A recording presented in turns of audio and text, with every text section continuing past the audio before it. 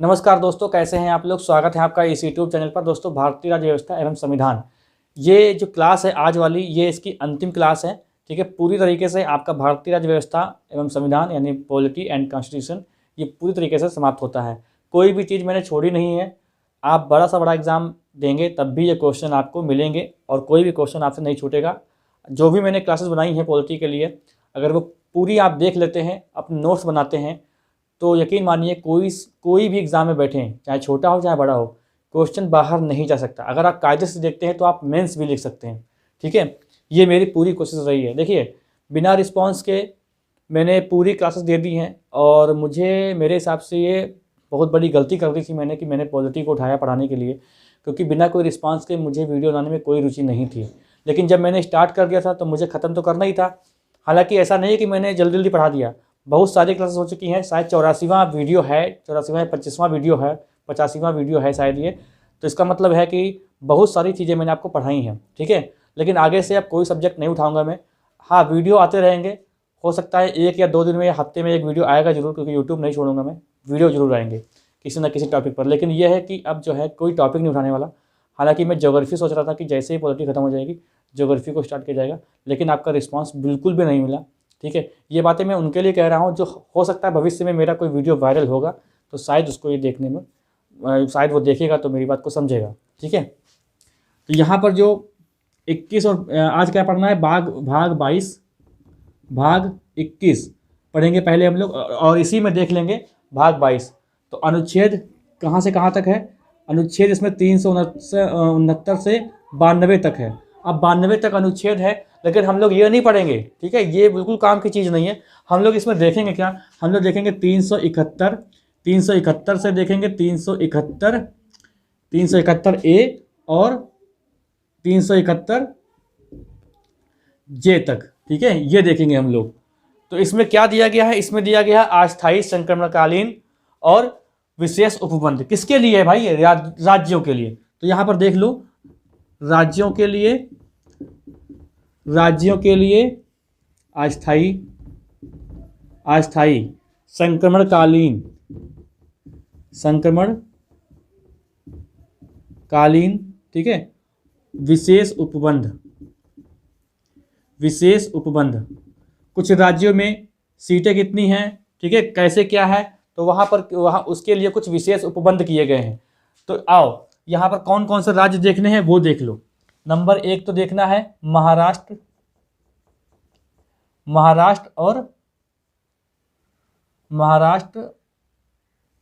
गुजरात। ठीक है, महाराष्ट्र गुजरात देखेंगे। नंबर 2 देखेंगे नागालैंड के बारे में।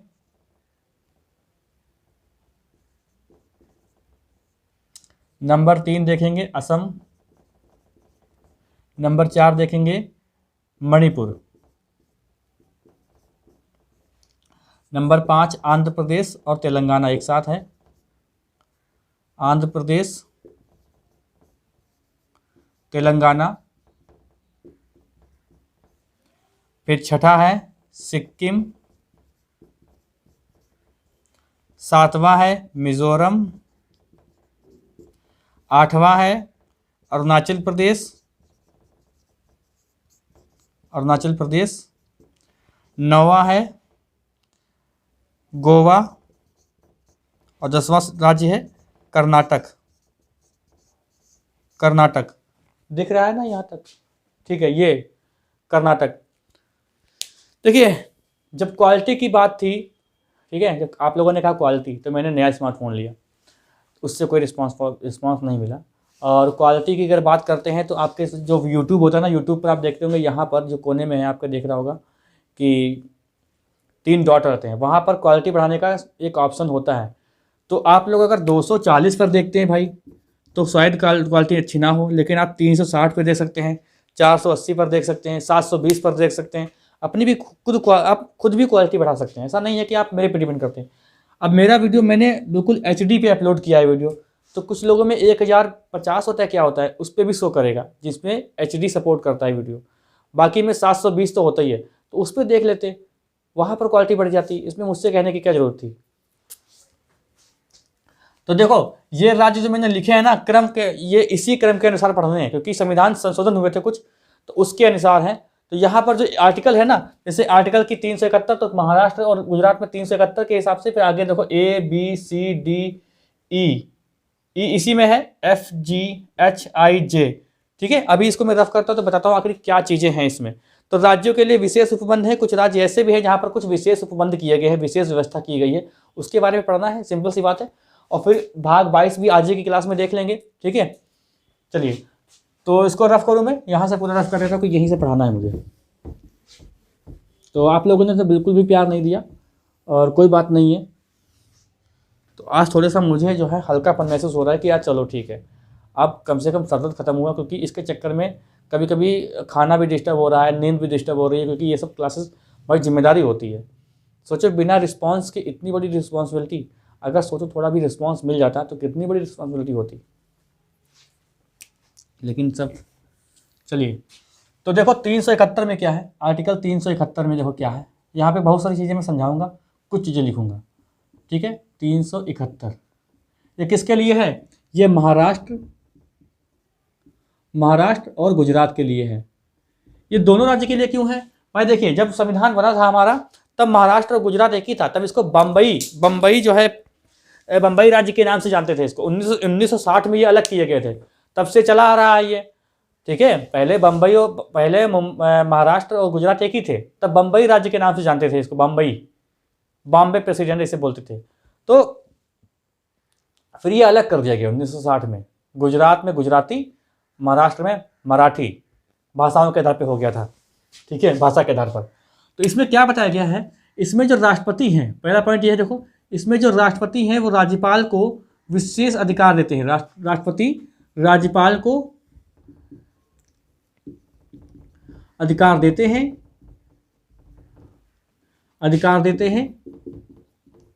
ठीक है, कि देखो यही तो पॉइंट हो गया, यहाँ पे लिखो, जैसे जो क्या बोलते हैं, मराठावाड़ा और विदर्भ, मराठावाड़ा और विदर्भ। ठीक है, मराठावाड़ा विदर्भ। और गुजरात में कौन है, एक तो है सौराष्ट्र और क्या है, कच्छ। इनमें अलग विकास बोर्ड की स्थापना, इनमें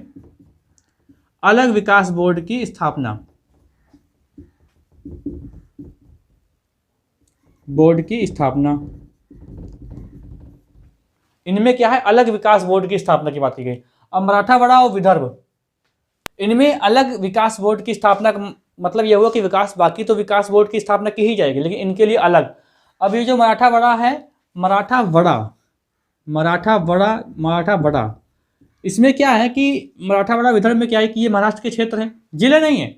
मराठावाड़ा विदर्भ में कई जिले आते हैं, ठीक है, जिले नहीं क्षेत्र है। और सौराष्ट्र और कच्छ गुजरात के क्षेत्र हैं, तो इनके लिए अलग विकास बोर्ड की स्थापना करने का प्रावधान किया गया है। नंबर 2 देखो, इन क्षेत्रों में तकनीकी शिक्षा या व्यावसायिक प्रशिक्षण के लिए, ठीक है, सुविधाएं उपलब्ध कराना। तकनीकी शिक्षा इनके लिए अलग की बात हो रही है, ये विशेष उपबंध है राज्य के लिए, सबके राज्य की बात नहीं कर रहा है यहाँ पर। तो इनके लिए क्या बताया जा रहा है, इनके लिए कहा जा रहा है तकनीकी शिक्षा, ठीक है, और व्यावसायिक प्रशिक्षण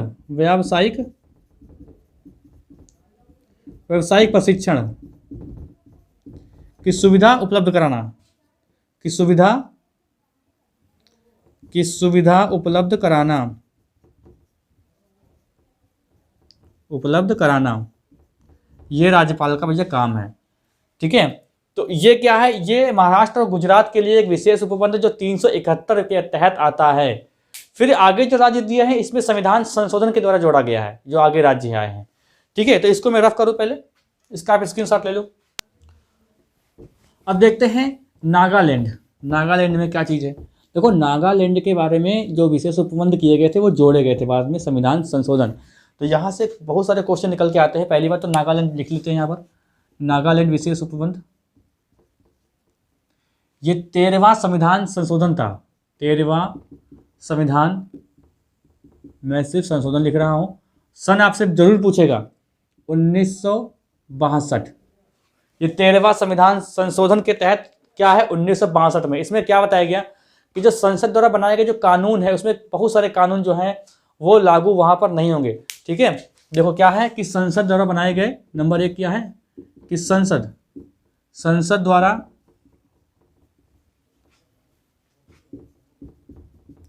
बनाए गए कानून लागू नहीं होंगे। क्या है, क्या कहने का मतलब है, देखो संसद द्वारा जो बनाए गए जो कानून होते हैं वो यहाँ नागालैंड में लागू नहीं होंगे जब तक वहाँ की विधानसभा इस पर अनुमोदन ना दे दे, विधानसभा इस पर राजी ना हो, तब तक संसद के कानून यहाँ पर प्रभावी नहीं होंगे। वैसे क्या होता है पूरे भारत में कानून प्रभावी होंगे, लेकिन ऐसा ही जहाँ वहाँ पर भी मिजोरम में भी है। ठीक है, मिजोरम की भी कहानी कुछ ऐसा ही अभी देखेंगे हम लोग। तो नागालैंड में जो संसद जो कानून बनाएगी वो नागालैंड में लागू नहीं होगा अगर विधानसभा वहाँ पर राजी नहीं होती है तो। ठीक है, इसके कुछ मामले हैं, जैसे कि मामले क्या है, कुछ मामले क्या है, जैसे कि कुछ मामले में मतलब ना कुछ मामलों में, ठीक है समझ लीजिएगा, कुछ मामले जैसे कि ये जो नागा हैं, नागा की धार्मिक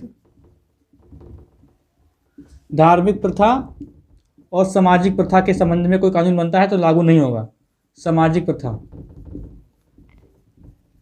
नागा के जो धार्मिक और सामाजिक जो प्रथा है इनके संबंध में कोई अगर कानून बनाती है संसद तो बिना विधानसभा की परमिशन के, विधानसभा समझते हैं ना वहाँ पर, जैसे विधानसभा मतलब विधानमंडल का एक अंग होता है। ठीक है, मैंने पढ़ाया है सब कुछ यार, मैं कहाँ पर बोलने लगता हूँ बीच बीच में, सब कुछ पढ़ाया है आपको।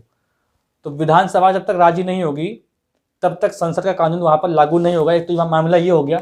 दूसरा मामला क्या होता है कि देखो नागा का जो कानून है, नागा की कानून प्रथागत कानून के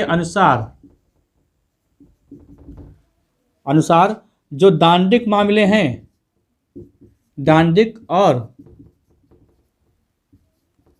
आपराधिक मामले में न्याय प्रशासन, मतलब इस पे भी जो नागा के जो कानून है ना वहाँ पर, नागा प्रथा के जो कानून है, नागाओं के मतलब नागालैंड के निवासियों के जो कानून है उसके अंतर्गत जो आपराधिक मामले और जो दांडिक मामले होते हैं तो उन पे कानून नहीं लागू होगा जब तक विधानसभा जो है वो नहीं कह देती कि भैया हाँ लागू करो। ठीक है, उनके लिए एक अलग ही सिस्टम है, पूरे भारत को छोड़कर इनकी नागा में वो अलग ही सिस्टम है, नागालैंड में अलग ही सिस्टम है। भूमि के स्वामित्व और हस्तांतरण, भूमि का जो स्वामित्व है, अभी समझाता हूँ मैं, देखो भूमि के स्वामित्व और हस्तांतरण,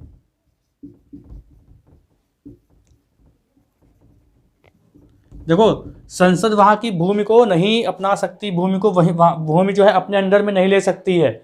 ये मतलब एक बताया गया है भाई, ये किसमें, ये एक नियम बताए गए हैं किसमें, 13वां संविधान संशोधन 1962 में।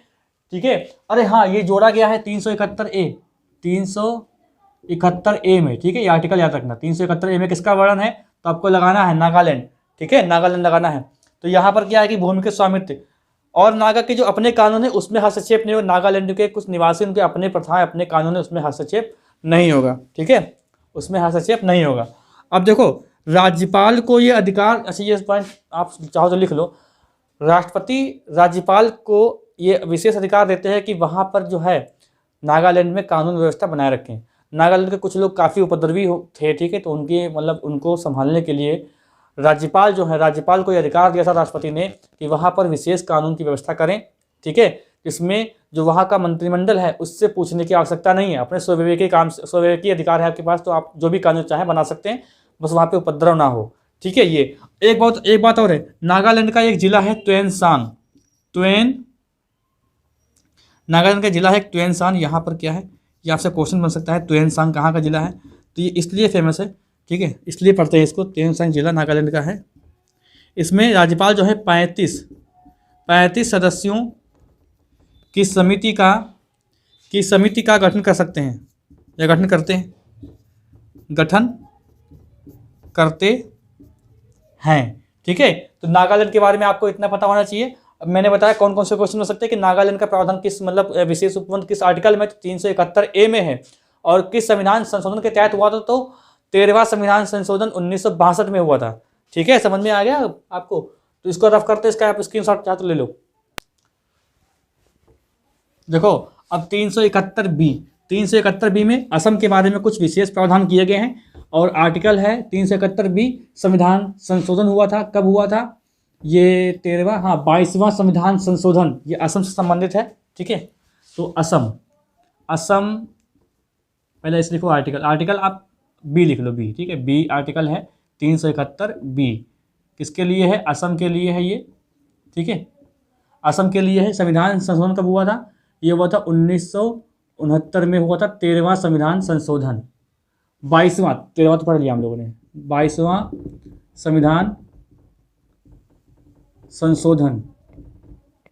ठीक है, तो ये बात देखो, यहाँ पर मुख्य बात है यार, ये बहुत ही जरूरी है, इसको आपको याद रखना कि 371 भी किससे संबंधित है? तो असम से संबंधित है।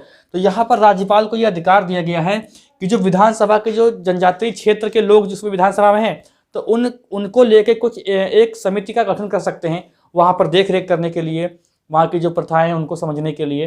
ठीक है, उनके कानून व्यवस्था को समझने के लिए, उनके हित के लिए क्या कर सकते हैं? जो राज्यपाल हैं, राज्यपाल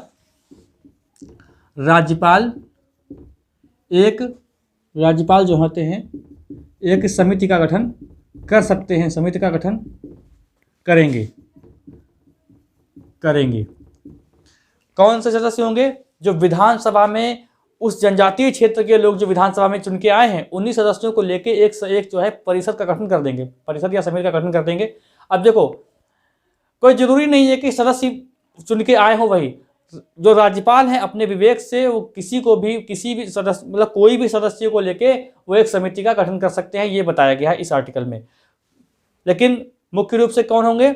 जो विधानसभा के जो चुन के जो विधायक वगैरह आए हैं वो उसी जनजातीय क्षेत्र के होंगे, तो उन्हीं को लेके एक परिषद का गठन कर दिया जाएगा, इनके हितों की जांच के लिए, हितों को बढ़ावा के लिए, मतलब ठीक है, इनका मतलब जो है उन्नति हो इनके कार्य में। और नहीं तो राज्यपाल जो है अपने विवेक से किसी को भी ले सकते हैं। ठीक है,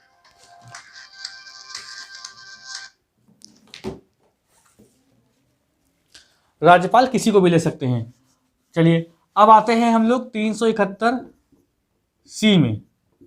ये किसके लिए है? ये मणिपुर के लिए है ना, मणिपुर की विशेष कुछ किया गया है मणिपुर के लिए, और ये संविधान संशोधन है 27वां। कब हुआ था? 1971 में। ठीक है, ये संविधान संशोधन दोस्तों बहुत इंपॉर्टेंट है, इसको आपको याद रखना है। क्वेश्चन यहाँ से नहीं बनेगा कि क्या व्यवस्था की गई, बस आपसे क्वेश्चन ये बन जाएगा कि मणिपुर का जो विशेष प्रावधान है किस आर्टिकल में है और किस संविधान संशोधन के तहत हुआ था। ठीक है, एक लाइन का क्वेश्चन होगा, एक लाइन में आप हिल जाएंगे, एक लाइन का क्वेश्चन होगा, कोई जरूरी नहीं कि 5-6 लाइन हो। 5-6 लाइन वाले क्वेश्चन तो बहुत सरल होते हैं, एक लाइन वाले क्वेश्चन ही गलत होते हैं, जो आपको भ्रमित करते हैं, आपको खींचते हैं कि मुझे सॉल्व कर लो, आप तुक्का मार के चले जाते हैं, क्योंकि एक लाइन का क्वेश्चन है, छोड़ना आप चाहते नहीं है, सोचते हैं कि अरे यार एक लाइन का क्वेश्चन है, ये कैसे छोड़ सकता हूँ, तो यहाँ पे गलत कर देंगे आप। ठीक है, तो वन लाइनर क्वेश्चन ही खतरनाक ज़्यादा होते हैं। तो मणिपुर का जो व्यवस्था की गई है वो संविधान संशोधन 27वां 1971 में और 371C में है। इसमें क्या कहा गया है? राष्ट्रपति को ये अधिकार, ये राष्ट्रपति यहाँ पे करेंगे। ठीक है, राष्ट्रपति जो है वो पहाड़ी क्षेत्र से जो चुन के लोग आए हैं उनके सदस्यों की एक परिषद बनाएंगे। ठीक है, राष्ट्रपति पहाड़ी क्षेत्रों से चुने गए लोगों की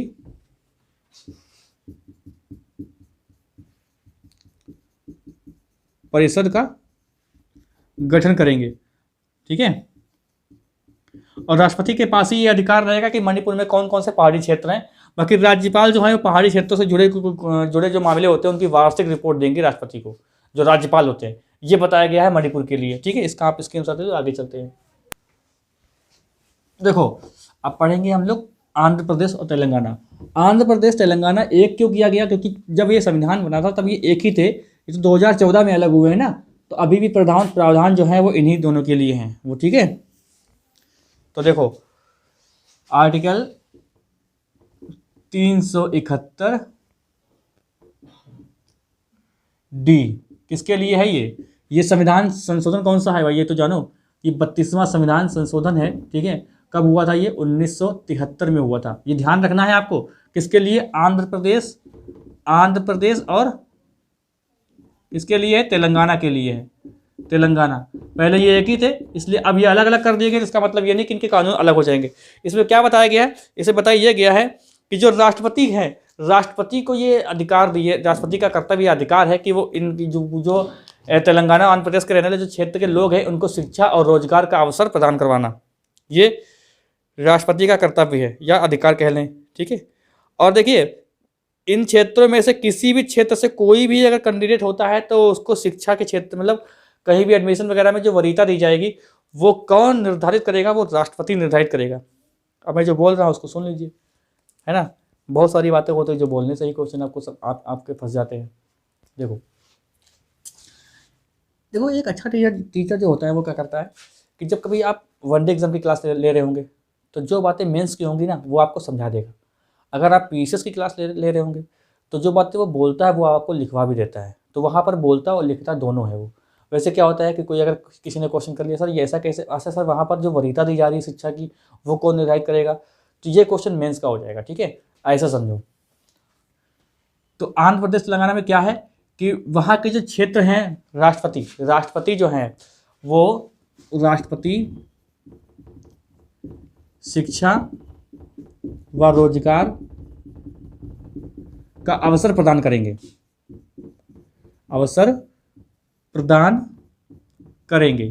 ठीक है। और किसको वरीयता मिलेगी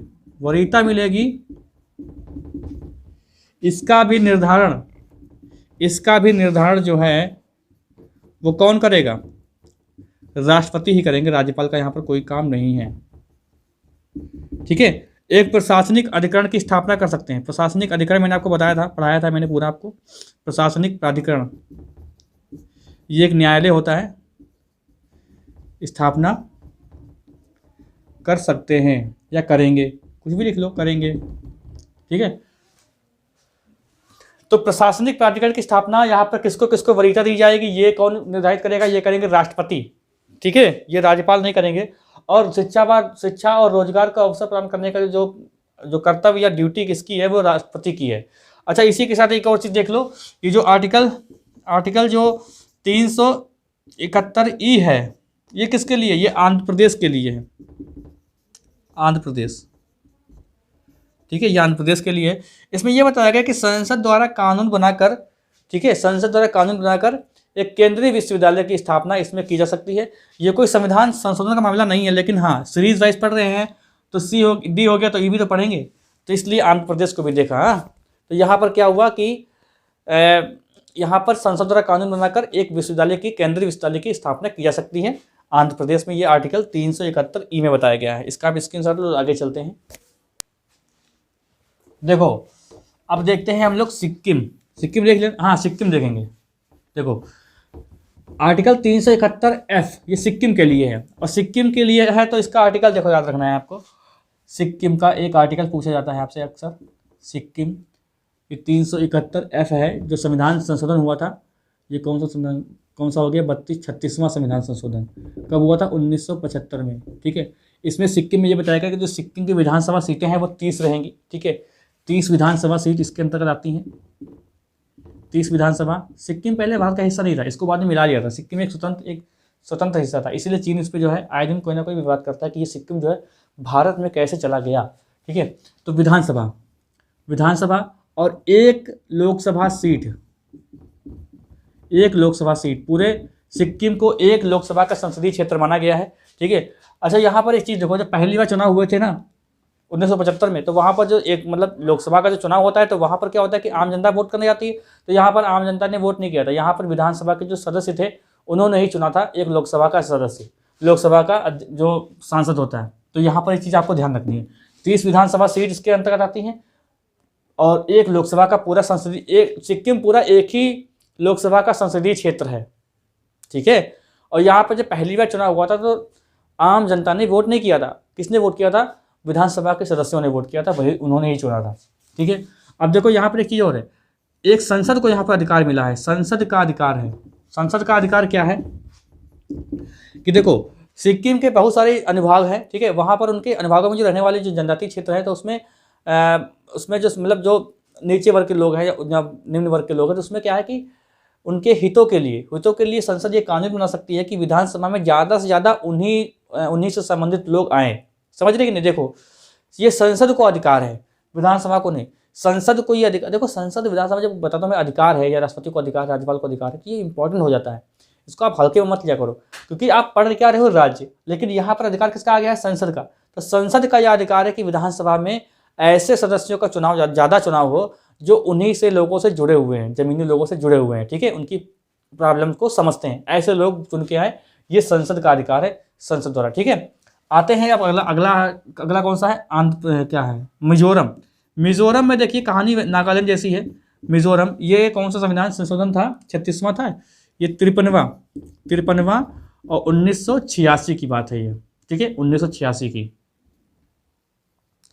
देखो इसमें क्या है, इसमें भी जो है संसद जो कानून बनाती है, वो जरूरी नहीं है कि सारा का सारा कानून मिजोरम में लागू हो। क्यों? क्योंकि जब तक वहाँ की विधानसभा राज्य नहीं होगी तब तक वो कानून लागू नहीं होंगे। और कुछ मामलों में, कौन से मामले? वही नागालैंड वाले मामले। जैसे नागालैंड में क्या होता था, सामाजिक प्रथा हो या धार्मिक प्रथा हो, उस पर कोई आँच ना आए, ऐसे कानून नहीं बनाए जाएंगे, ऐसे कानून लागू नहीं होंगे। तो ऐसा समझो यहाँ पर जो मिजो लोग हैं, ठीक है, मिजोरम के लोग हैं, तो वहाँ पर क्या है कि ऐसे कानून नहीं लागू होंगे संसद द्वारा जो उनकी धार्मिक प्रथाओं या सामाजिक प्रथाओं पर प्रभाव डाले, ठीक है। इनकी कानून व्यवस्था अलग है और इनके जो कानून, जो आपराधिक और दंडिक मामलों के जो न्यायालय हैं वो अलग हैं, तो वहाँ पर ये लागू नहीं होंगे। और भूमि के संबंधित में जो स्वामित्व और हस्तांतरण है वो संसद को नहीं है कि संसद कोई भी चाहे जमीन अपने आप में अपने हाथ में ले ले, तो संसद को ये अधिकार नहीं दिया गया है, ठीक है। तो ये किस में आ रहा है? मिजोरम में आ रहा है 53वां संविधान संशोधन 1986। 53वां संविधान संशोधन 1986 किससे संबंधित है? तो आपको लगाना है मिजोरम। अगला देखते हैं, अगला क्या है? अरुणाचल प्रदेश में खाली बस एक ही बात याद रखनी है, अरुणाचल प्रदेश, ठीक है। ये क्या है? ये 55वां संविधान संशोधन था 1986, ये भी है, ठीक है। देखिए राज्यपाल का ये कर्तव्य है कि वो जो है कानून व्यवस्था यहाँ पर बनाए, सुनिश्चित कर कानून व्यवस्था को सुनिश्चित करे। और कम से कम 30 सदस्य यहाँ पर होंगे विधानसभा के, ठीक है, कम से कम 30 सदस्य होंगे, ठीक है, 30 सदस्य होंगे, है ना। मतलब क्या बताया गया है कि जो यहाँ की कानून व्यवस्था है वो राज्यपाल बनाएंगे अपने हिसाब से, वहाँ पर विधानसभा से कोई मतलब नहीं, विधानसभा से मतलब राय लेने की जरूरत नहीं है। और 30 सदस्य कम से कम होंगे। अब आते हैं गोवा में। अब देखो गोवा क्या है? अब गोवा का भी संविधान संशोधन ये कौन सा है? ये आर्टिकल 300, ये कौन सा था भाई? सिक्किम एफ है और मिजोरम 371 FG, और गोवा क्या है? नहीं यार गड़बड़ हो गया कुछ, सिक्किम F, मिजोरम G, ये G है और ये H है, और 371 H और 371 I, ठीक है, गोवा के लिए है ये। अब गोवा में संविधान संशोधन हुआ था 56वां संविधान संशोधन 1987, ठीक है। इसमें यह बताया गया कि कम से कम सदस्यों की संख्या विधानसभा की कितनी होगी? 30 होगी, ये याद रखना, 30 सदस्यों की संख्या होगी कम से कम गोवा में, ठीक है। और ये बताया, ये एक संवैधानिक दर्जा है, मतलब संविधान संशोधन हुआ था 1987 में, 56वां संविधान संशोधन 1987 में हुआ था। 371 I के अंतर्गत आता है कि गोवा में 30 सदस्यों की संख्या है, ठीक है। ये मानते हैं ना, 40 सदस्यों से संख्या कम नहीं हो सकती, ये मानते हैं ना। तो यहाँ पर देखो 30 है, अरुणाचल प्रदेश में भी 30 है, सिक्किम में भी 30 है ना। चलो इसको, अच्छा आपने स्क्रीनशॉट ले लिया होगा। अब देखते हैं ये कर्नाटक के बारे में। कर्नाटक के बारे में देखो कुछ और नहीं है, ये जो कर्नाटक है ना, पहली बात तो कर्नाटक में एक अलग से आर्टिकल जोड़ा गया था। कर्नाटक से संबंधित आर्टिकल है, कौन सा है? 371J, ठीक है। और यहाँ पर संविधान संशोधन की बात करते हैं तो ये कौन सा संविधान संशोधन था? 98वां, ठीक है, 2012।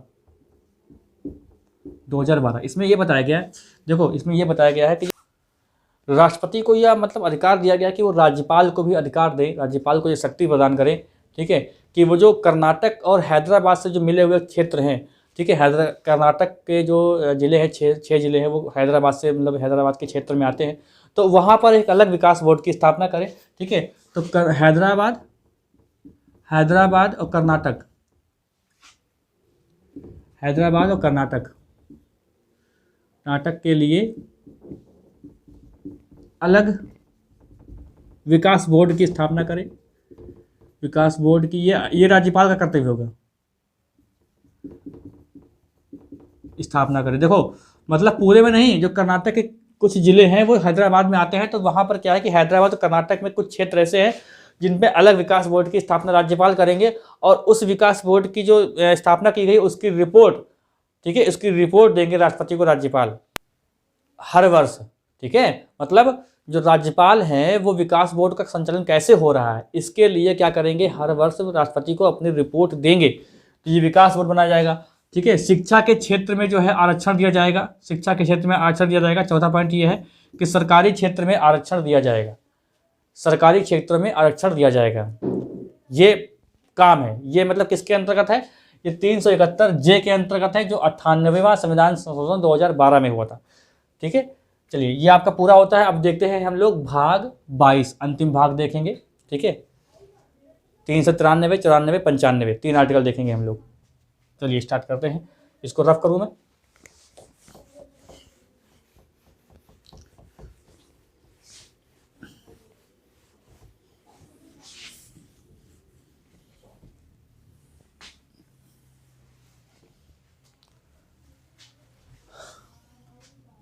बाईसवां भाग 22, आर्टिकल 393, 94, 95। देखिए इसमें क्या बताया गया है, इसमें बताया गया है संक्षिप्त नाम, प्रारंभ, ठीक है, हिंदी में अधिकृत पाठ और निरसन। समझ रहे कि नहीं, समझे फिर से। देखो इसमें क्या बताया गया है, इसमें ये बताया गया है 393, 394, 95। ठीक है। संक्षिप्त नाम, प्रारंभ, हिंदी में प्राधिकृत पाठ और निरसन। अब समझो यहाँ पर क्या है, जो अनुच्छेद 93 है, 393, ये क्या कहता है, ये कहता है आपका, ये आपका कहता है संक्षिप्त नाम। संक्षिप्त नाम ये बताता है कि भारत का संक्षिप्त नाम क्या है, भारत के संविधान का, भारत का संविधान का संक्षिप्त नाम है भारत का संविधान। संविधान का संक्षिप्त, जो हमारे जो संविधान है इसका संक्षिप्त नाम जो हम लोग पढ़ते हैं भारत का संविधान, ये संक्षिप्त नाम है। तो ये किसके अंतर्गत आता है, ये आता है 393 के अंतर्गत। तो भारत का जो संविधान है, मूल संविधान, उसका जो संक्षिप्त नाम है वो है भारत का संविधान। तो ये भारत का संविधान यहाँ पे लिख लो भाई, भारत का संविधान। भाग 22 में कुछ भी नहीं है बस आप, लेकिन मैं आपको पढ़ाऊंगा, सभी भाग पढ़ाऊंगा। ठीक है। दूसरी बात देखो 394, इसमें बताया गया है प्रारंभ। ऐसा था भाई कि आप लोगों ने पढ़ा होगा, हम सभी लोगों ने पढ़ा है कि संविधान लागू हुआ था 26 जनवरी 1950 को, लेकिन भैया कुछ आर्टिकल लागू हो गए थे। ठीक है। 26 कब हुए थे, 26 नवंबर 1949 को लागू हो गए थे। ठीक है। ये लागू हो गए थे पहले से ही। तो पहले से जो लागू हो गए थे वो कौन कौन से आर्टिकल थे, तो पहली बात तो 394 ही था, ये पहला वाला 394। ठीक है। फिर 5, 6, 7, 8, 9, 60, 324 और 366, 367, 367, 379 और क्या था भाई, 379, 380, 388 और 391 और 392। ठीक है। 393। अब देखो इतने आर्टिकल जो थे वो पहले ही लागू हो गए थे, और बाकी जो आर्टिकल, पूरा संविधान लागू हुआ था 26 जनवरी 1950 को। आज 26 जनवरी है। ठीक है। तो अब देखो क्या होता है, अब आर्टिकल 394 ए, देखो ये जोड़ा गया था, ये 58वां संविधान संशोधन हुआ था 1987 में। उसके तहत क्या हुआ था कि जो मूल संविधान था वो अंग्रेजी में था हमारा, उसका हिंदी में अनुवाद कराया था। ये राष्ट्रपति को अधिकार दिया गया था कि वो, अब ये देखो कोई भी नहीं कर सकता था, इसके लिए संविधान संशोधन हुआ था। कब हुआ था, ये हुआ था 58वां संविधान संशोधन 1987 में। इसके तहत राष्ट्रपति जी ने क्या किया था, मूल संविधान का जो अनुवाद था वो हिंदी में करवाया था। ठीक है। ये समझ में आपको आ गया होगा। अब आते हैं हम लोग 95, यहाँ पे देख लो, यहीं पर ही देख लो, आर्टिकल 395 में क्या कहा गया है, 395 ये निरसन की बात करता है। निरसन मतलब क्या है, ये इंपॉर्टेंट नहीं है। मतलब जो 1947 का जो अधिनियम था, 1935 का जो अधिनियम था, वहाँ पर कुछ बातें यहाँ पर, अब जो संविधान हमारा जो बना था वहाँ पर ये इसको समाप्त कर दिया गया था, कुछ बातें समाप्त कर दी गई थी। जो 1935 का जो भारत शासन अधिनियम था और जो 1947 का जो अधिनियम था, उसमें कुछ बातें समाप्त कर दी गई थी, उसी को कहा जाता है निरसन 395 के तहत। तो ये आपका पॉलिटी पूरी तरीके से समाप्त होता है, कोई भी चीज़ मैंने छोड़ी नहीं है, अपनी समझ में नहीं छोड़ी है, ठीक है। हाँ, आर्टिकल कुछ छोड़े थे मैंने अभी, वो बिल्कुल भी काम का नहीं है, वो कभी भी क्वेश्चन नहीं आते, मतलब हर एक चीज़ का सिलेबस होता है, ठीक है। सिलेबस से बाहर कभी नहीं पढ़ना, सिलेबस के बाहर आप पढ़ेंगे तो फिर सिलेबस के बाहर ही पढ़ते रहेंगे। सिलेबस के बाहर तब पढ़िएगा जब कभी आपका सिलेक्शन हो जाए, तो आराम से ज्ञानी बन जाइएगा, ठीक है। तो कोई सजेशन आपका हो तो आप कमेंट बॉक्स में बताइएगा। क्वालिटी को लेकर बात मत करिएगा, ठीक है। क्वालिटी आप बढ़ा सकते हैं अपने मोबाइल में भी। मिलते हैं हम लोग अगली क्लास में जब कभी मन होगा।